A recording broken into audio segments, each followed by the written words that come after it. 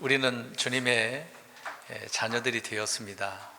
자녀들은 실질적으로 부모를 닮아야 하는 것처럼 우리 주님이 우리 아버지시고 또 하나님이시기 때문에 하나님을 닮아야 되겠죠. 내가 거룩하니 너희도 거룩하라 라고 한 것처럼 우리도 거룩한 삶을 살아가야 됩니다. 늘 말씀을 통해서 더럽혀진 것이 무엇이 있는가, 좀 전에 기도한 것처럼 우리의 행실들, 또 우리의 입술들이 하나님 앞에 부정한 면들이 얼마나 많겠습니까? 그런 면에 있어서 늘 말씀으로 씻고 또 쳐서 복종시키며 거룩한 삶을 살아가야 되겠죠. 늘 그래서 주님이 내가 어떠한 자다라고 할 때 우리는 그 주님에 따라서 그렇게 주님을 닮으려고 항상 애써야 되겠죠. 그러다 보니까 또 교회 이름도 예담교회도 있더라고요. 예수 닮는 교회 그런 의미인 것 같기도 하네요. 다양하게 이제 주님을 닮으려고 이제 그런 것들을 붙여서 하는 것을 보게 되어집니다. 어찌됐든 간에 그만큼 추구하는 것들이 우리 주님께 초점을 맞춰져 있기 때문에 그렇게 살아가야 되는 것은 당연하겠죠. 어찌됐든 우리가 자녀가 부모를 닮아야 하는 것처럼 주님을 닮아야 된다라고 하는 것입니다. 그런 의미로 우리 주님이 거룩한 것뿐만 아니라 의롭고 은혜가 넘치고 사랑이 넘치는 그런 분 아니겠습니까? 우리도 우리 주님과 똑같은 의, 은혜, 긍휼 그런 가지지는 않겠죠. 좀 다른 면이 많이 있겠지만 어찌됐든 주님을 그렇게 닮으려고 애써야 한다라고 하는 겁니다. 주님의 거룩함뿐만 아니라 의, 또 지혜로움도 그래야 되겠죠. 근데 오늘 말씀해 보니까 이상한 말씀이 있네요. 우리가 더 거룩하고 더 의롭고 더 지혜롭고 그래야 되는데 너무 지나치지 말라라고 하는 그런 말씀이 있습니다. 그런 말씀들의 의미를 오늘 잠깐 살펴보고 우리 그리스도인들이, 우리 성도 여러분들이, 저와 여러분들이 주님을 닮는 데 있어서 너무 지나친 면이 있지는 않은가, 그런 생각을 해보고자 합니다. 그러기 전에 우리가 잠깐 생각해 보아야 할 문제들이 있는데요. 이제 16절, 17절을 오해하는 그런 사람들이 많이 있기 때문에 그 면을 좀 말씀을 드리려고 합니다. 우리가 이제 1900년대 그 시대에 접어들어서 많은 그 문제들이 발생하게 됐습니다. 이제 그전에는 계속해서 특히 이제 기독교 국가가 세워졌을 때 그 나라들은 오직 진리, 성경이었거든요. 1900년대에 들어와서 이제 진화론 사상들, 또 상대성 이론 이런 것들이 들어오다 보니까 좀 많은 그 교육의 문제까지 지배를 당해서 사람들의 사상 교육이라든지 어떤 여러 가지 문화 풍습들도 많이 다양하게 달라지게 되었던 것입니다. 이제 그런 시대의 흐름을 지금 타고 있는 실정을 우리가 보게 되는데, 현대 이제 교육학의 기본적인 문제를 여러 번 말씀드린 부분이지만 절대적인 기준에 대한 믿음이 없기 때문에 문제가 발생되어져서 그래서 무엇이든지 상대적으로 많이 생각을 하려고 합니다. 절대 평가도 있지만 상대적 평가도 있는 그런 부분도 있지 않습니까? 그럼 우리가 성경에서 말씀하는 절대적인 믿음이 있잖아요. 우리 주님께서 믿음의 창시자고 그 믿음에 따라 우리가 살아가는 것인데, 그 절대적인 믿음이 없다 보니 많은 이제 문제가 이렇게 생겼다라고 하는 부분입니다. 그래서 이런 것들을 가치 중립이다, 어떤 상황윤리다라고 하는 거죠. 예전에 상황윤리에 대해서도 말씀드렸던 부분이 또 생각납니다. 이전에는 그래서 무엇이든지 선하게 이분법적으로 살았던 면이 있었는데 이제 상대적으로 바뀌게 된 거죠. 그러니까 흑백 논리가 되어졌어야 되는데 흑이냐 아니면 백이냐, 그것이 이제 중요한 문제가 다양한 색깔을 더 추가로 붙이게 된 것이죠. 성경은 선과 악이라고 하잖아요. 옳고 그름에 대해서, 정의와 불의에 대해서, 또 합법과 불법, 이제 그렇게 이분법이었었던 것 아니겠습니까? 그런데 이제 어떤 조화를 이루어야 된다, 균형을 이루어야 된다, 타협해야 된다, 어떤 포용을 해야 된다, 일치가 되어야 된다. 이 단어가 어떻게 보면 좋은 의미로 사람들은 많이 생각을 하잖아요. 잘못된 건 아닙니다. 근데 그것이 좀 오늘 말씀처럼, 제목처럼 어떤 문제가 생긴 겁니까? 지나친 면이 생기는 거죠. 자, 이런 것들 주장하는 현 세상에서 선하게 성경이 말하고자 하는 이분법의 이 잣대가 오히려 이게 좋은 것이 아니다. 분열을 일으키고 분리가 되어지고 늘 다툼만 있게 되는 것이다 라고 생각을 하게 되어져서 굉장히 많은 사람들이 반대를 하고 또 이렇게 한쪽으로 치우친 그런 내용들을 보게 되어집니다. 좀 전에 말씀드린 것처럼 상대성 이론이 나오잖아요. 그때 이제 이런 이론이 나온 그 이후부터 무너지기 시작을 했습니다. 이 절대적인 가치가 이 이분법적인 것이 무너지게 됐던 것이죠. 근데 상대성 이런 거는 꼭 물리학에서만 얘기하잖아요. 근데 그것이 학문에게도 적용이 됐거든요. 다양하게 사람들의 이제 어떤 문화나 생각들을 지배하게 되어진 것입니다. 그래서 모든 학문, 삶의 모든 가치 영역에 이것이 적용이 되어버린 것이죠. 그래서 어떤 일은 이제 옳을 수도 있고 그럴 수도 있다. 이게 상황윤리적인 부분이 되잖아요. 선일 수도 있고 악일 수도 있다. 이게 상황에 따라서 그렇다라고 하는 그런 의미인 것입니다.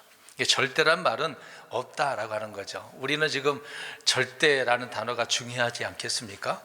오직 우리 주권은 우리 주님 앞에 절대 주권이 있는 거잖아요. 근데 이런 것도 사람들은 다 무너뜨리고 평등 이제 많이 따지는 거지 않습니까? 이제 그런 원리 속에서 이제 어떤 실용성을 기준으로 둔다라고 한다면 그게 이제 유익된 거, 지금 나에게 필요한 것이니까 유익한 거 아니냐, 이제 그렇게 얘기하는 거죠. 그것이 이익이 된다라기만 하면 그것이 무엇이든지 선한 거다라고 하는 것이 이 세상 교육학과 그 문화와 사람들의 생각과 사상들을 지배하고 있는 것이죠. 그래서 세상 사람들에게는 또 이제 우리가 흔히 TV에서 많이 보는 이제 마술사가 있어요. 어떤 이제 과거에 뭐 반지의 제왕인가 그런 거 보면 이제 어떤 마법을 부리는 자들 있잖아요. 마법사들. 그러니까 좋은 마술사가 있고 나쁜 마술사가 있을 수 있다라고 이제 그런 장면들이 많이 나와서 사람들의 생각들을 지배하게 되는 거죠. 이제 이런 자들이 사람들에게 유익을 끼치면 좋은 마술사고 해를 끼치면은 나쁜 마술사, 그런 마법사라고 생각을 하고 있는 겁니다. 그러나 성경은 마술사는 어떻게 하라고 그래요? 다 어떻게 해야 됩니까? 죽여야 돼요. 이대로 한다고 하면 큰일 나죠. 지금 세상 그런 게 아니니까. 이스라엘 백성들에게는 아주 중요한 부분이지 않습니까? 성경에는 좋은 마법, 나쁜 마법이라는 것이 없습니다. 마법 자체가 어떤 거예요? 악한 건죠. 이제 불법인 것입니다. 사악한 짓이죠. 그러니까 어떤 인간의 어떤 실용 이득과는 전혀 상관없는 그런 것들이라고 말하고 있는 겁니다. 세상 사람들에게는 무엇이든지 그 쓰임새를 따라서 그렇게 판단을 하니까 좋을 수도 있고 안 좋을 수도 있다는 얘기겠죠. 또 흔히 우리가 성경에도 보면 물론 드라마 또 나오잖아요. 우리 아이들 잘 알 거예요. 피카츄. 거기 나오는 뭐죠? 뭐가 나오죠? 구슬에서 나오는 거 있잖아요. 모릅니까? 우리 아이들을 알 텐데 그걸 뭐라고 일컬어 부르죠? 우리 아이들 그런 거 안 봤나 보다. 저만 봤나 봐요? 이게 데몬이라고 하는 게 있잖아요. 악마인데 데몬이라고 하는데 좋은 악마도 있고 나쁜 악마도 있는 것처럼 보여주잖아요. 생각해 보세요. 마귀는 성경에 어떤 자입니까? 근데 좋은 마귀도 있다고 생각할 수 있다는 얘기죠. 지금 그 TV가 사람들의 모든 것을 사로잡고 있는 거예요. 그래서 생각을 많이 바꾸게 되어지는 것입니다. 성경에는 하나님의 거룩한 천사도 있고 마귀의 천사들이 있는 거죠. 근데 좋은 마귀는 없다라고 하는 겁니다. 착한 마귀가 있지는 않아요. 근데 심지어 어떤 사람들은 저 사탄이 나중에 구원받을 수 있다라는 말도 하는 사람도 있어요. 우리가 성경 아는 바로 보면은 계시록에 이 마귀는 앞으로 어떻게 돼? 유일 마귀죠. 사탄이 어떻게 됩니까? 그 결과가 그렇죠. 저들이 가는 장소 지역과 나중에 부르시지 않습니까? 그들이 이제 가게 되어지는 것이지 않습니까? 그런데 마귀까지라도 구원받을 수 있다라고 하는 그런 생각을 가진 사람들이 많이 있습니다. 특이하죠. 돈이나 물질을 비롯해서 하나님이 인간에게 주신 것들은 우리가 어떻게 그래서 이것을 사용하느냐에 따라서 가치가 결정이 되는 거거든요. 그러면 돈이 나쁜 겁니까? 물질이 나쁜 건가요? 그것을 사용하는 사람들이 어떻게 사용하느냐가 이제 그게 중요하다는 얘기죠. 그러니까 하나님을 위해 사용하면은 좋은 것이죠. 영적인 것이고. 근데 마귀를 위해서 사용하면은 악한 것이죠. 우리의 몸도 마찬가지입니다. 구원받기 전에 우리의 몸과 지금 구원받고 난 우리의 몸이 좀 다르잖아요. 이 몸을 우리는 누구를 위해서, 무엇을 위해서 사용해야 되는가? 그래서 좀 전에 제가 거룩을 이야기할 때 우리 몸을 어떻게 해야 됩니까? 거룩하게 말씀으로 쳐서 복종시키고, 잘못했으면 말씀으로 씻고, 그게 핵심 아닙니까? 근데 이 몸 자체를 뭐 선을 논하는 게 아니라 이 몸을 어떻게 사용하느냐라고 하는 거죠. 근데 몸과 육신은 좀 다릅니다. 근데 그게 그거 아니냐, 몸이고 육신 아니냐, 그렇게 생각할 수도 있는데 성경은 좀 다르게 표현을 하고 있잖아요. 그러니까 몸은 누구에게 드리냐에 따라서 의의 병기가 될 수 있고 불의의 병기가 될 수 있습니다. 그래서 이 몸을 하나님께 드리면은 산 제물이 되는 거죠. 근데 죄에게 넘겨주면은 죄의 종이 되는 거고, 성경에 그렇게 말씀을 하고 있잖아요. 근데 육신은 사도 바울이 언급합니다. 로마서 7장 18절인데 제가 읽을게요. 내 안에, 곧 내 육신 안에 선한 것이 거하지 아니한 줄을 내가 아노니. 이 몸 안에, 육신 안에는 선한 것이 있다고 그래요, 없다고 그래요? 없다고 이야기합니다. 전혀 없대요. 그게 좀 다른 면이 있겠죠. 그러니까 하나님께서 이미 분명하게 판단해 주신 것들, 밝히 이제 이렇게 놓여져 있는 그런 가치 기준들을 무시하게 되어지면 안 된다는 겁니다. 이런 것들을 무시하고 자기 철학, 자기 가치관대로 가치 중립을 스스로가 이렇게 정해놓고 적용해 버리게 되어지면 오늘날 그것을 이제 일컬어서 인본주의라고 하잖아요. 그래서 인본주의가 얼마나 활성화되어져서 교회 안에까지 들어오니까 설교도 인본주의적으로 하게 되어집니다. 그래서 감성 터치를 하게 되어지고, 그리고 성경에서 주께서 뭐라고 하시는 그런 말씀이 아니라 우리가 지금 보고 있는 막 비판만 하게 되어지고 그렇게 되어지는 겁니다. 동양 철학에서 이러다 보니까 중용을 굉장히 중요시하죠. 이것도 여러 번 말씀드렸던 부분이지만, 중용은 뭡니까? 항상 뭘 지키자는 얘기예요. 말 그대로. 그렇죠. 중간이죠. 항상 중립, 중간적 그런 가치가 어떤 균형과 조화의 극점이라고 생각으로 여기는 것이 이게 중용인 것입니다. 그래서 흑백 논리, 선악의 이분법, 이런 것들이 빕타협이고 분리주의자고 편협한 외골수다라고 이런 말들을 우리가 듣게 되어지는 거죠. 성경에서 말하는 가치 중립을 우리가 보게 되어지면 성경에 이런 중립 그런 건 없다. 항상 아까 처음에 뭐라 그랬어요? 흙과 배 정해져 있어요. 이분법이라고 하는 것입니다. 말씀드린 것처럼 뭐 성령이냐 악령이냐, 의냐 불이냐, 선과 악이냐, 이런 거죠. 성경을 따라 그래서 기준이 분명한 사람들은 뭐 가치관이 확립되어져 있으니까 흔들리지 않겠죠. 그래서 우리는 어떤 모호한 그런 상태가 아닙니다. 확실한 가운데 신앙생활을 하는 거지, 이게인가 저건가 애매모호하다, 그런 중립을 지키지, 이런 게 아니란 얘기입니다. 우리는 확실해야 되죠. 그러니까 혼란스럽지가 않아요. 마귀는 혼란스럽게 하죠. 이게 바벨이라는 의미가 혼잡하다는 의미잖아요. 늘 마귀의 지배당하게 되어지면 혼잡하게 될 수밖에 없습니다. 그것이 우리의 생각이 그렇고 마음이 그렇습니다. 그러니까 생각과 마음이 혼잡하고 혼란스러우면은 오늘날 그 질병이 무슨 질병이라고 그래요? 우울증 같은 이런 정신적인 질병으로 오게 되어지는 것이죠.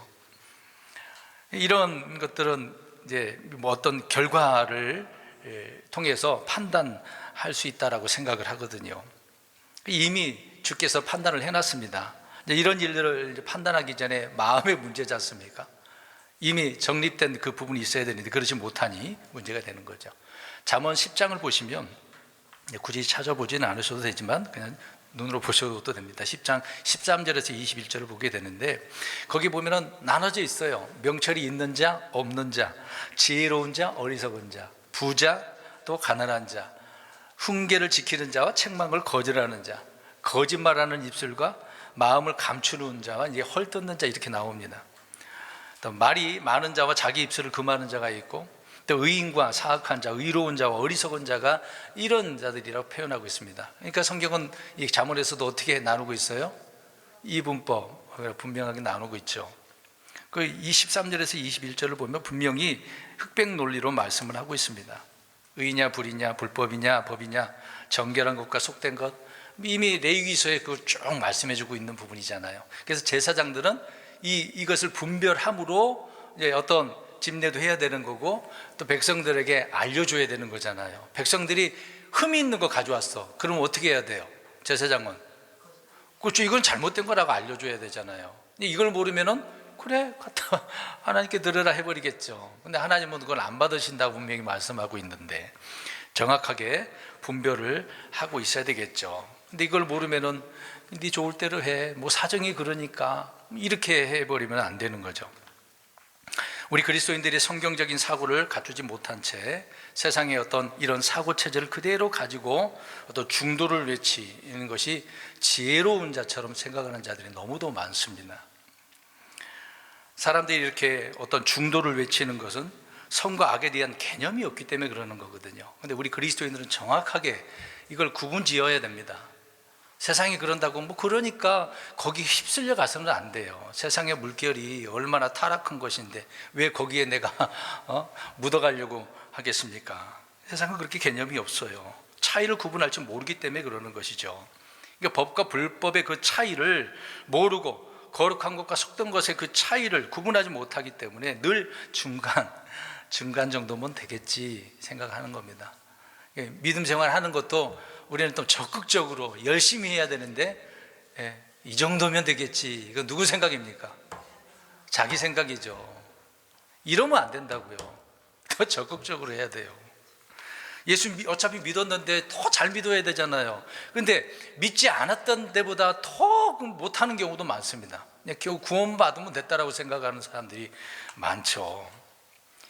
지금 현재 이 세상에 이런 사상이 들어와져 있기 때문에 그러는 겁니다. 누가 선악을 판단할 수 있는가, 누가 옳은 것과 그른 것을 제대로 알 수 있느냐, 이렇게 사람들의 이렇게 사람의 판단은 언제나 틀리기 때문에 치우치지 말고 중간을 택하자, 이런 식으로 나오는 거죠. 우리는 판단의 법도가 분명히 있습니다. 어디에 기준을 두고 있죠? 그렇죠, 기록된 말씀에 두고 있습니다. 그래서 하나님께서는 그 기록된 말씀을 통해서 중간 지대가 없으니까 둘 중에 하나잖아요. 그러면 어떻게 해야 됩니까? 둘 중에 하나이라고 한다면 옳은 것을, 나쁜 것을 선택할 거예요? 옳은 것을 선택할 거예요? 옳은 거. 이거 누구나 봐도 다 그렇게 대답을 하잖아요. 근데 우리 그리스도인들은 어떻습니까? 세상 사람들 그렇다 치더라도 우리 그리스도인들은 정확하게 알고 판단을 해야 되겠죠. 판단을 하고 택해야죠. 살기 위해서, 올바로 살기 위해서, 또 하나님을 섬길 자를 택하라고 하는 것이니까 무엇을 따라야 될지 그걸 우리가 선택을 해야 되니까 선택을 바르게 해야 되는 거 아닙니까?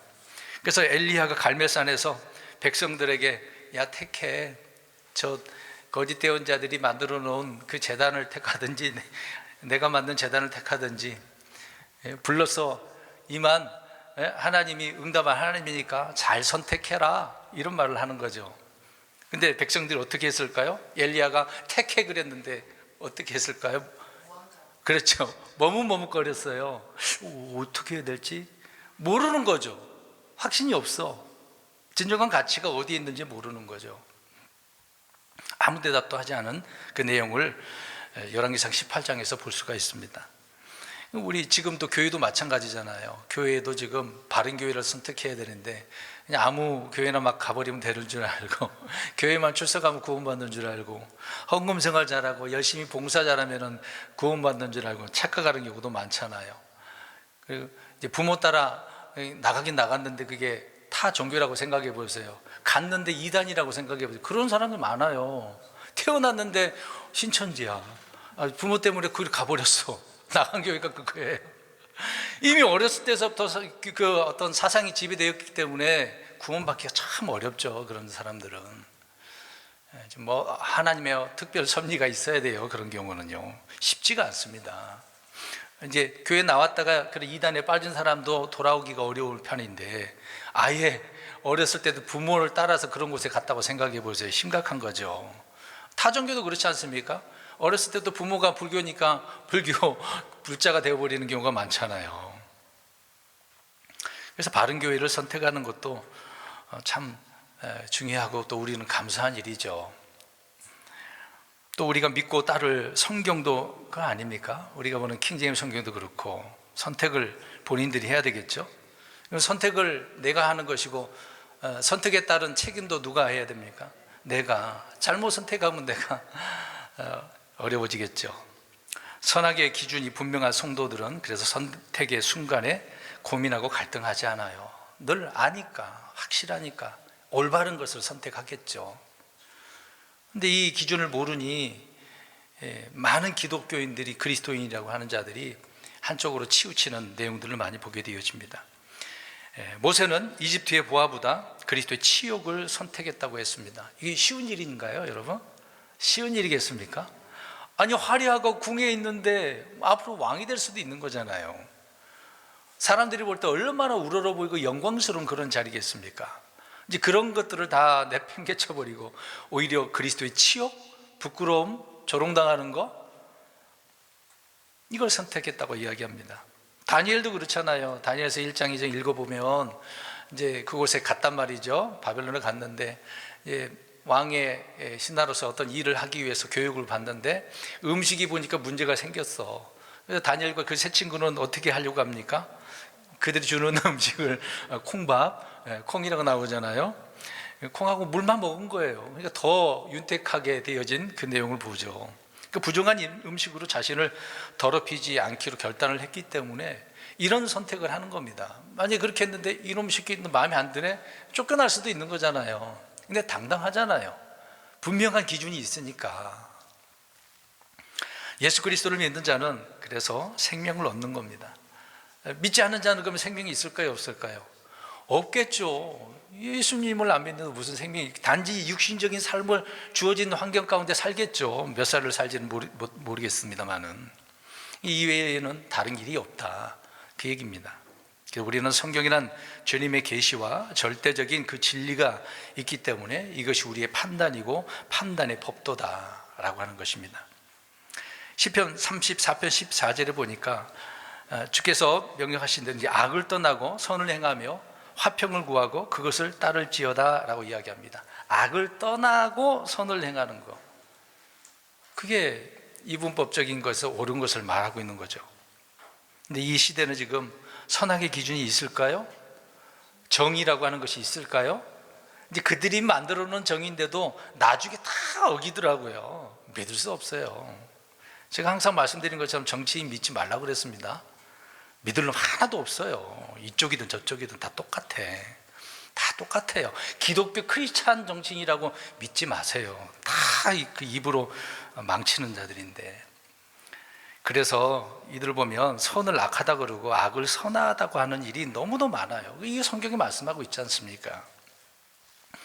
사람들은 선보다 악을 더 사랑하고 악을 말하기보다 거짓말하기를 더욱더 사랑한다고 성경은 말씀하고 있습니다. 이런 선악의 이분법적인 단순한 사고가 우리의 마음에 자리 잡고 있지 않는다라고 한다면 늘 괴로워, 고통스러워. 이거 어떻게 해야 되지? 막 판단, 고민되는 거예요. 막 번민이 오는 거죠. 근데 우리는 말씀을 사용을 해서 우리의 감각을 단련해 가지고 선악을 분별하는 것 아니겠습니까? 그래서 우리는 먹어야 될 것들이 뭐예요? 말씀의 젖, 또 버터, 꿀 나오잖아요. 우리 예수님이 이제 그랬다고 하지 않습니까? 이제 건강한 것을 먹어야 되는 거예요. 이걸 먹으면 악을 거절하게 되어지고 선을 택할 줄 알게 되어지는 거죠.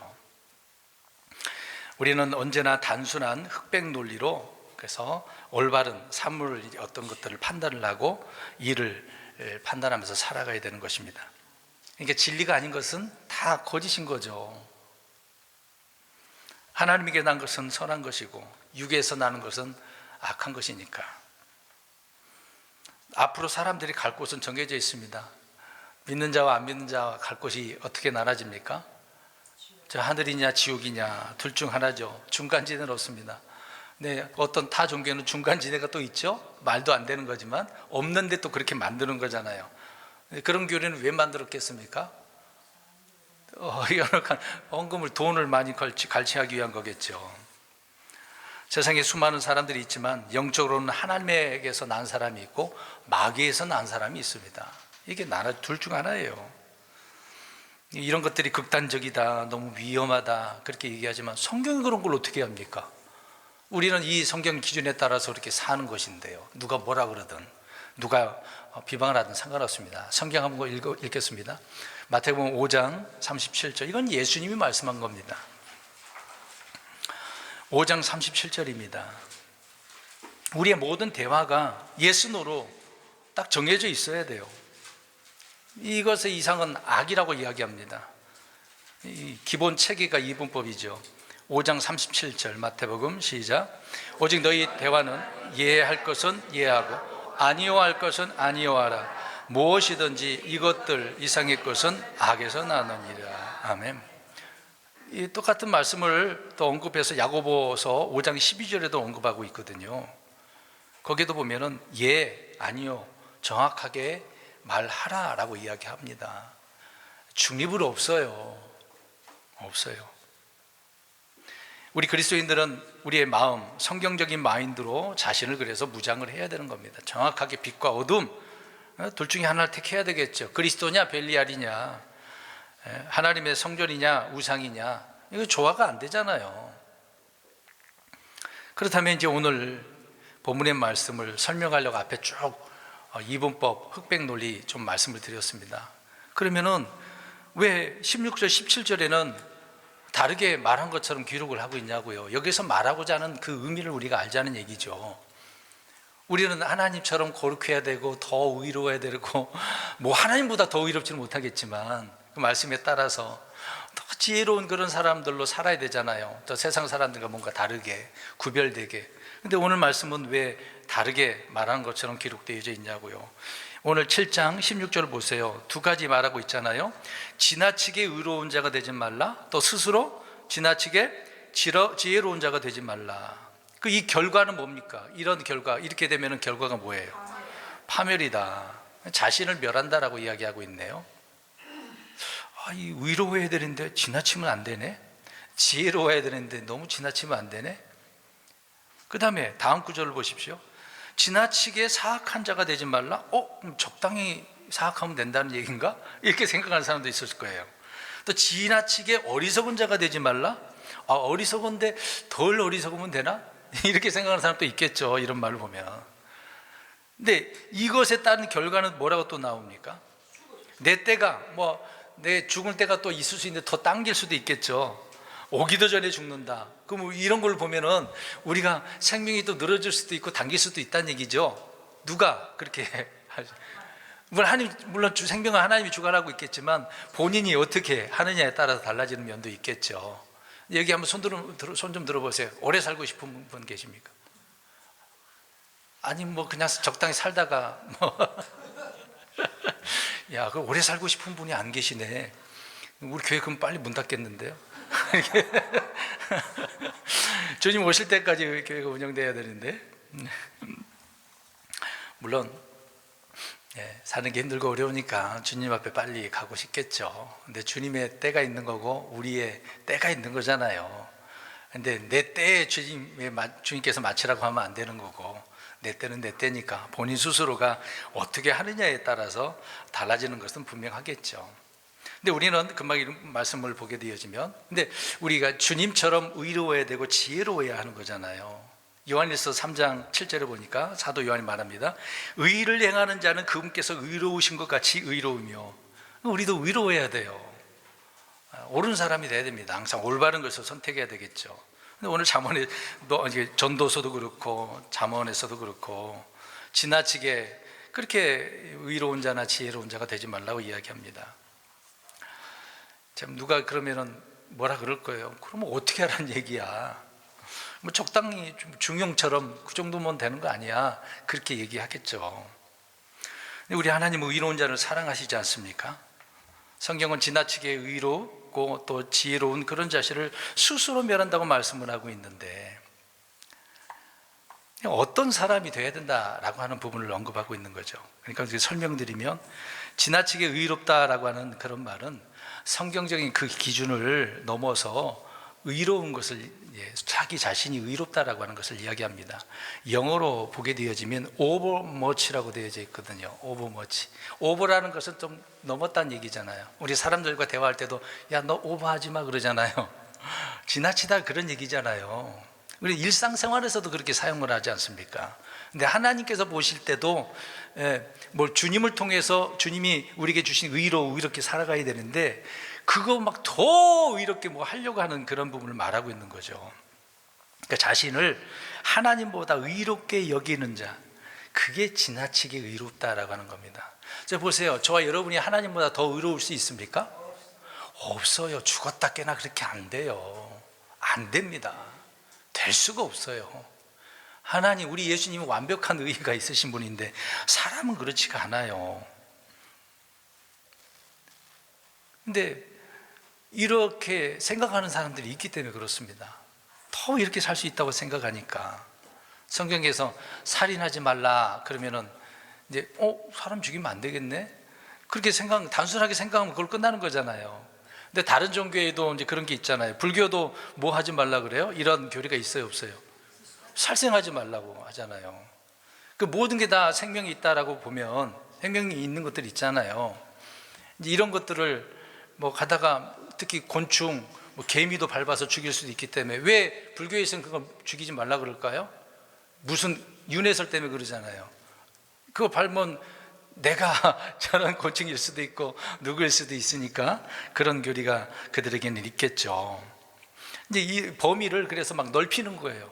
분명히 하나님께서 성경에 이렇게 말씀을 해 놓았는데 다른 데에다가 범위를 더 넓혀서 그런 것까지라도 이러면 하면 안 되겠구나, 그렇게 생각하고 있는 거죠. 흔히 성경에는 사형제도가 이제 기록돼서 말씀을 하고 있습니다. 그런데 오늘날 사형제도는 어떻습니까? 없애버리려고 하죠. 그다음 우리나라는 좀 있기도 하고 다 정확하게 되지는 않았습니다만은 다른 나라에는 이런 부분이 금지되어져 있는 것도 있겠죠.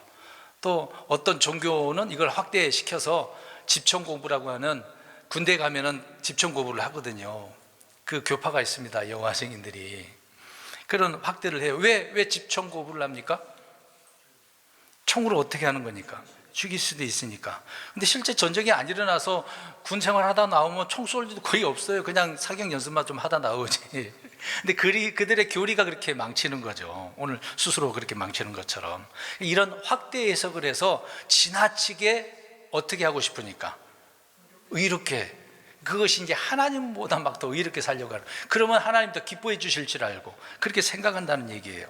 사람들이 만들어 놓은 그런 전통, 계명, 교리, 그런 게 있겠죠.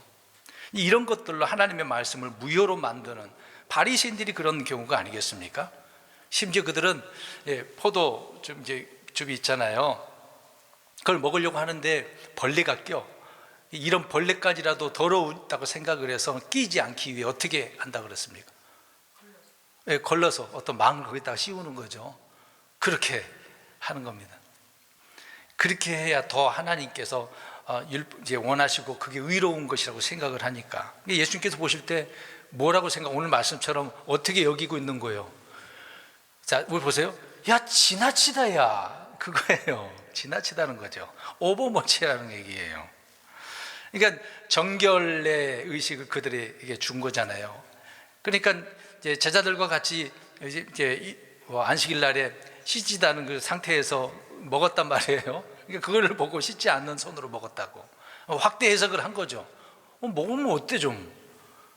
그게 큰 율법에 저촉되는 것도 아니고. 이게 정확히 율법에서 말하고자 하는 그 의는 생각을 안 하는 거예요. 자기들이 만들어 놓은 것대로 안 하니까 그렇게 책망을 한 거거든요. 예수님께서 보실 때 그래서 오늘 말씀처럼 지나치다. 자기들의 그 의로움 또 다른 법을 만들어 놨기 때문에. 그러니까 뭐 위에 뭐가 있는 거예요? 하나님 말씀 위에, 율법 위에 자기들의 교리가 있는 거예요. 그러니까 오늘날 우리 많은 그리스도인들이 그렇게 스스로 살아가고 있는 겁니다. 킹제임스 성경을 본다고 그러니까 다 어떤 교파보다도 더 나은 거라고 생각을 해서 우리가 더 의롭다고 막. 그리고 이제 그래서 다른 사람들 개신교를 사람들 막 삭대지려고 저 봐라 저 어떻게 저 모양으로 신앙생활 한다고. 그런 사람 너무 많아요. 오늘 어떤 상태입니까? 지나치게 의롭게 생각하는 거죠. 그러지 말자게 우리는. 내가 그냥 스스로 잘하면 되지 굳이 다른 사람에게 그렇게 할 필요가 뭐가 있겠습니까? 근데 바리새인들은 그렇게 한 거예요. 지나치게 의로운 사람들은 항상 그렇게 적용을 하니까 문제가 되는 겁니다. 율법을 해석을 적용을 잘해야 되는데 그 적용이 문제가 되고 있는 거죠. 오버머치입니다. 오버머치. 율법의 의를 말하면서 믿음의 의를 우습게 여기는 겁니다. 의와 신을 버렸다고 하는 것처럼 정신을 버리는 거죠. 율법의 정신을 버리는 겁니다. 율법의 최고의 정신은 뭡니까? 사랑이잖아요. 근데 사랑은 배제해버리고 막 비판만 하고, 그렇죠? 그게 지나친 거거든요. 그 다음, 지나치게 지혜롭다라고 표현하고 있는데, 성경은 성경에도 지혜를 강조합니다. 잠언서 보면 다 지혜 얘기하잖아요. 지혜를 뭐 사서 얻으라 할 정도로 그렇게 말씀을 합니다. 그런데 지나치게 의로운 자가 되지 말라. 이 세상에서, 이 세상 지혜, 어떤 땅에서 나는 그런 지혜, 사람들의 그 지혜를 하나님의 지혜보다 또 앞에 두니까, 위에 두니까 이것도 마찬가지인 것입니다. 이것도 이제 아까 의는 자신의 의고, 또 여기에서 말하는 지혜도 역시 자기가 판단하는 그 지혜, 그걸 신뢰하다 보니까 그런 말을 하고 있는 겁니다. 철학자들 보면 알 수가 있겠죠. 하나님의 지혜를 우습게 합니다. 자기들이 몇십 년 동안 그렇게 경험한 그런 철학적인 그런 것들 얼마나 많아요. 주의 말씀, 주의 그 지혜를 자기들의 어떤 지혜보다 수준 낮다고 생각하는 사람이 너무너무 많습니다. 우습게 알죠. 아무것도 아니라고 이야기합니다. 지나치게 지혜로운 자란, 그래서 성경이 말하는 그 이상으로 자기 판단을 신뢰하는 것입니다. 신자 중에도 이렇게 주의 말씀을 읽을 때 있는 그대로 믿고 받는 대신에 자신의 의도를 거기다가 넣어요. 그래서 성경에 1차적으로 기록된 그 말씀을 먼저 이해를 해야 되거든요. 근데 그걸 이해를 하지 않고 여기에 특별한 의미가 있을 것이다. 그래서 영해를 합니다. 영해. 막 단어도 원어에는 이런 뜻이 있고 여러 가지 뜻이 있거든요. 근데 번역을 여기에 맞게 번역을 했으면 그대로 이해를 좀 할 필요가 있는데 다른 의미도 있으니까 이렇게 하다 보니 이런 해석도 있다 그래서 성도들에게 그게 진리라고 가르치는 경우가 너무너무 많아요. 그게 우리가 흔히 말하는 아가페, 필레오, 스톨게, 에로스 이런 게 나오는 겁니다. 똑같은 사랑 얘기하고 있는데 갖다가 붙이잖아요. 인간의 그런 사랑이 있고, 어떤 성적인 사랑이 있고, 부모와 자녀의 그런 관계의 사랑이 있고, 하나님과의 사랑이 있고, 막 나눠요. 친구 간의 사랑이 있고. 성경은 다 한 사랑이에요. 형제 사랑을 이야기하고 있는 건데, 이런 식으로 어떤 영해를 하려고 하는 겁니다. 그러니까 성경이 막 곡해가 되어지고 오해가 돼서 더 내가 지혜롭다? 설교자들이 많이 그러겠죠. 나 이런 지혜로운 사람이야.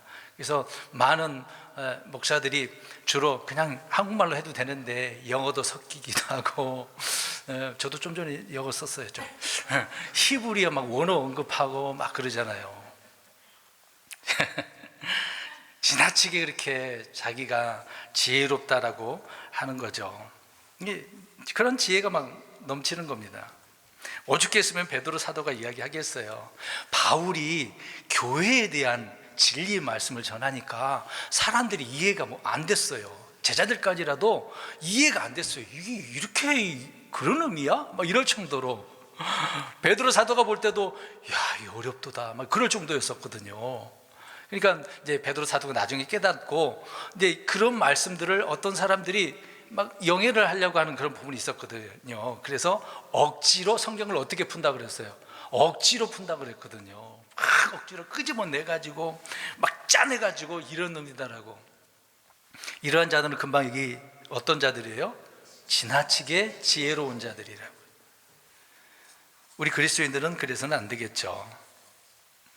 누군가 지나치게 지혜로운 사람이 되면 오늘 말씀처럼 스스로 자신을 어떻게 하는 겁니까? 파멸시키는 거예요. 멸하는 겁니다. 때가 오기도 전에, 이제 사악한 자도 또 설명을 하고 있잖아요. 오기도 전에 또 죽는 거예요. 자기 자신의 생명을 더 단축시키는 사람들이 많아요.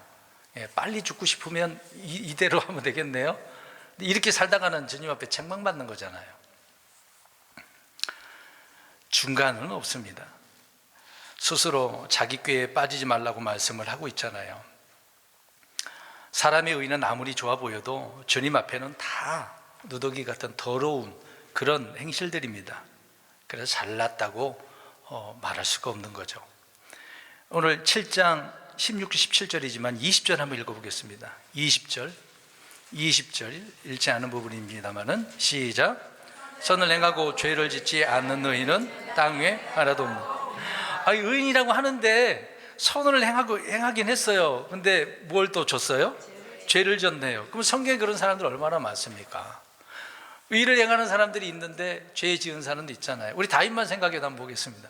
얼마나 위대한 자예요. 훌륭한 사람이잖아요. 근데 나라가 좀 안정적이고 평화가 막 넘치고 그래. 왕궁에 다 거닐고 있네. 이야, 주님께 주신 은혜도 감사하죠. 근데 옆에 보니까 누가 보여요? 그거 뭐 하고 있어요? 하필 또 목욕하고 있네. 참. 그래서 그걸 보고 죄를 범하잖아요. 음욕을 품고 여인을 취해서 간음하고, 심지어 그걸 끝나는 게 아니야. 그 남편도 어떻게 합니까? 죽여, 거짓말하고 꾸며내고 그 죄가 하나가 막 여러 개 막 달라붙어 버렸네. 참. 그래서 금방 읽은 것처럼 죄를 짓지 않은 의인은 없어요. 다 죄인이에요. 의인이라 할지라도 죄인이에요. 사람은 다 거기가 거깁니다. 스스로 지나치게 지혜로운 자가 되지 말라는 말씀이 이렇게 나와요. 신약에도 말씀하고 있습니다. 우리 보겠습니다. 로마서 12장 16절. 로마서 12장 16절. 로마서 몇 구절을 좀 읽겠습니다. 이제 거의 다 됐네요. 12장 16절 읽겠습니다. 시작. 서로를 향해 같은 생각을 가지고 높은 것들의 생각을 두지 말며 도리어 낮은 처지의 사람들에게 겸손히 행하고 스스로 지혜 있는 것으로 여기지 말라. 아멘. 바울 사도도 알았어요. 구약에만 있는 내용의 말씀인데 신약에서도 사도 바울이 이걸 깨닫고 보니까 야, 우리 그리스도인들도 이런 면이 있었구나. 참 하나님이 전도서에 솔로몬을 통해서 말씀해 주신 바가 있는데 실제 이런 일을 경험하니까 이걸 한 번 더 강조하는 것으로 보이죠. 스스로 지혜 있는 것으로 여기지 말라. 오히려 겸손하라. 1장 22절 읽겠습니다. 로마서입니다. 로마서 1장 22절 한 번 더 읽겠어요. 1장 22절 로마서 1장 22절 시작. 그들은 스스로 지혜롭다고 선언하나 어리석은 자가 돼. 이스라엘 이야기하고 있는 겁니다. 또 어떤 그리스 사람들도 그러겠죠. 그들은 어떤 지혜를 구하기 때문에 스스로 지혜롭다고 생각을 하지만 다 결과론적으로 보면 뭐가 되는 거예요? 어리석은 자가 되는 거예요. 성도들 가운데 스스로 지혜롭다고 여긴 사람들은 이스라엘의 그 왕구함에 대해서 성경을 읽고 이들이 이랬으니까 조심해야 되겠다 그래야 되는데 읽으면서 깨닫지 못한 사람들이 있어요. 그 내용을 보겠습니다. 로마서 11장 25절에 나와요. 로마서 11장 25절. 로마서 11장 25절입니다. 지금 이렇게 선포하고 있는데도 이게 안 고쳐지는 사람이 있다는 게 분명히 있을 수도 있어요. 11장 25절 시작. 형제들아 너희가 스스로 지혜로운 것으로 여기지 않게 하기 위하여 이 신비에 대해 너희가 모르기를 내가 원치 아니하노니 그것은 곧 이방인들의 충만함이 들어올 때까지 일부가 눈머는 일이 이스라엘에게 일어났다는 것이라. 이들의 교만으로 인해서 지금 이방인들의 때가 차기까지 기다려야 되거든요. 이제 그게 이제 7년 환란까지 그 부분이 되는데 그때까지는 일부 이제 눈먼 자가 돼가지고 몰라요. 이것들을 보고서 좀 배워라, 깨달아야 된다라고 이야기하고 있는 거죠.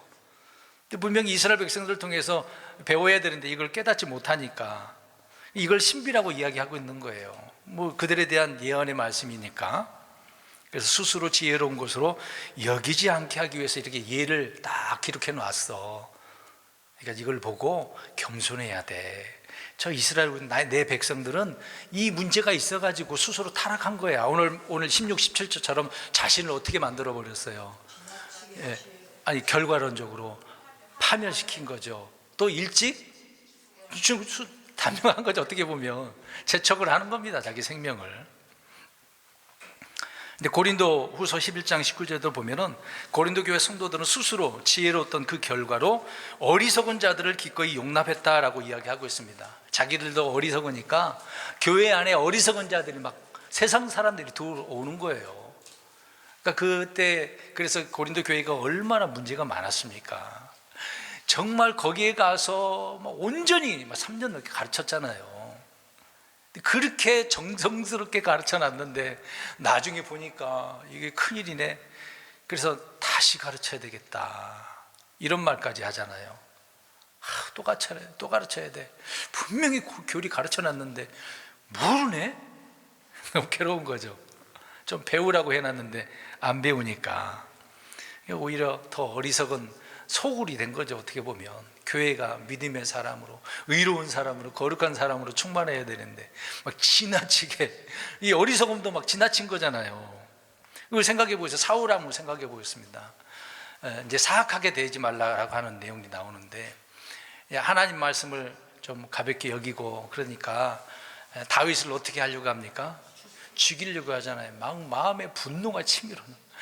계속 머리 뇌감 떠오르는 게 뭐예요? 사울은 천천히고 다윗은 만만이라. 그게 안 떠나. 아니 무슨 자기 사위인데 뭐 그런 거 가지고 자기 뭐 또 자존심이 상했나? 그게 비교 대상이라고 생각하나요? 오히려 잘 됐다 야, 상도 주고 더 잘해주고 높여주고 그러면 얼마나 좋겠어요. 그러면 스스로 자기도 높여지는 거잖아요. 근데 자기보다 막 누가 더 높여지니까 이 자리를 뺏길 것 같은데, 그런 욕심이 생겼나요? 얼마나 사악하게 됐습니까? 다윗도 마찬가지죠. 아까 우리아까지 죽이는 것처럼 의로운 사람이었잖아요, 사실상. 근데 이렇게 지나치게 사악함이 있다 보니 문제가 되어지는 거죠. 그래서 스스로 지혜로운 것은 의미가 없습니다. 우리 주님이 지혜이시고 말씀이 지혜이고, 또 우리는 성령님의 충만함으로 믿음과 지혜가 충만할 때가 의미가 있는 거잖아요. 이런 부분으로 우리는 세상을 바라보고 판단을 해서 올바르게 선택을 함으로 하나님의 기쁨이 되어야 되지 않겠습니까? 근데 지나치다 보니까 늘 치우치는 거예요. 이쪽이든 저쪽이든 치우치는 겁니다. 균형 잡힌 그리스도인으로 바르게 살아가야 되는데 지나친 그 과욕 문제, 그래서 그걸 한자성어로 뭐라 그러죠? 그렇죠. 참 이제 그런 말들을 우리의 입술로 말을 하면서도 우리 스스로가 그렇게 살아가고 있습니다. 너무 지나치는 거예요. 그리고 또 이렇게 얘기하니까 적당히 신앙생활 해야지, 이런 생각하면 안 된다니까. 우리는 그런 게 아니죠. 이걸 금방 설명 다 드렸잖아요. 내 판단, 나를 신뢰하는 거잖아요. 내 지혜, 이게 문제가 된다고요. 그것이 너무 과한 거예요. 하나님의 말씀의 기준보다. 그게 잘못됐다고 이야기하고 있는 건데, 적당히, 아까 적당한 거 있다고 그랬어요, 없다고 그랬어요? 중립은 없다고 분명히 말씀을 했는데, 아니 또 시간 갔는데 한 가지 더 말씀드려야 되겠네. 생각나서 우리 교리 공부도 했습니다만은 성경에 이제 사도행전도 나와요. 사복음서를 보면은 좀 알 수가 있는데, 이제 500명이 있잖아요. 500명이 주님을 따르는 500명이 있는데, 이런 자들은 참 멀리에서 바라만 보는 자들이 있어요. 멀리서 보면서 따라가는 자들이 있어요. 그 다음에 120명이 있어요. 120명은 그래도 그나마 막 기도하고 막 하긴 해. 적극적이지는 않아. 그 다음에 70명이 있어요. 근데 이 70명은 주께서 주시는 권능으로 막 마귀도 쫓아내고 막 하늘에서 별이 떨어지고 막 이런 것들을 경험을 해. 놀라운 걸 막 경험을 했는데도 예수님께서 뭐라 한 가지 얘기했잖아요. 그걸로 기뻐하지 말고 너희 생명이, 이름이 내 책에 기록된 걸로 기뻐하라고. 그러니까 분간을 좀 못하고 있었던 거죠. 그 다음에 12명 주님의 제자들이잖아요. 근데 제자들도 다 뭐 충만한 가운데 있는 것도 아니고, 명직이 잠깐 나가봐요. 그리고 또 줄여서 12명 제자 말고 3명이 있잖아요. 3명 누구예요? 베드로, 야고보, 요한. 이 세 사람 늘 주님 따라다녔어. 늘 따라다녔어요. 주님이 늘 데리고 다녔어요. 사역할 어떤 일을 할 때마다. 그리고 또 적극적인 거잖아요. 배우기도 하고. 근데 예수님 옆에 바짝 달라붙어 갖고 기대는 사람이 있어요. 한 사람, 사도 요한이잖아요. 이제 그 사람을 주님께서 얼마나 사랑하는지를 말해주잖아요. 이게 사랑을 알고 사도 요한이 사랑에 대한 새 명령, 계명이라고 표현하잖아요. 그런 말씀을 요한일서에 기록을 해놓고 있습니다. 제가 왜 이런 말씀을 드렸냐면, 그냥 중간에서 아니면 멀리서 쳐다보고 따라가고 뭐 그러지 하지 말라고. 적극적으로 좀 달라붙어서, 저한테 달라붙지는 말고 우리 예수님께 말씀에 바짝 달라붙으시라고요. 그러면 우리가 건강하게 주께서 말씀하시는 그 의와 지혜로 살 수가 있는 거거든요. 근데 우리는 지나치다 보니까 다른 데다가 막 사람들이 말하는 것에다가 이런 잘못된 부분에 많이 치우치니까 균형 잡히지 못하는 거죠. 오늘 우리는 너무 과욕적으로 그래서는 안 됩니다. 하나님의 기쁨을 위하여 살아가야 되는 자들이 아니겠습니까? 네, 결론적으로 끝나는 부분입니다. 이게 자신의 의, 자신의 판단 그걸 내려놓고 주님께서 말씀하시는 대로만 살아도 훌륭한 거예요. 더 그 위에다 뭐 하지 말고 말씀대로만 살아가는 저 여러분 되시길 주의 이름으로 축원드립니다.